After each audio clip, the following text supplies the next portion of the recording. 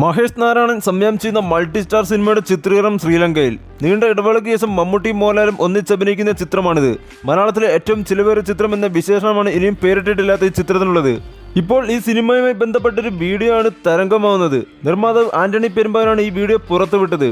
കൊളംബോയിലേക്ക് പോകാൻ കൊച്ചി വിമാനത്താവളത്തിലെത്തിയ മമ്മൂട്ടിയാണ് ദൃശ്യത്തിലുള്ളത്. സൂപ്പർ താരത്തിനൊപ്പം കുഞ്ചാക്കോ ബോബൻ, ആന്റണി പെരുമ്പാവൂർ, മമ്മൂട്ടിയുടെ ഭാര്യ സുൽഫത്ത്, ജോർജ് എന്നിവരും ഉണ്ടായിരുന്നു.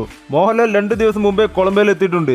2 സൂപ്പർ താരങ്ങളും താമസിക്കുന്നതും ഒരേ ഹോട്ടലിലാണെന്നാണ് റിപ്പോർട്ട്. മമ്മൂട്ടിയും മോഹൻലാലും നായകവേഷത്തിലെത്തിയ ഒടുവിലത്തെ ചിത്രം 2008 പുറത്തിറങ്ങിയ 2020 ആയിരുന്നു. പിന്നീട് 2013 കടൽ കടന്നൊരു മാത്തുക്കുട്ടി എന്ന ചിത്രത്തിലും ഇരുവരും ഒരുമിച്ചെത്തി.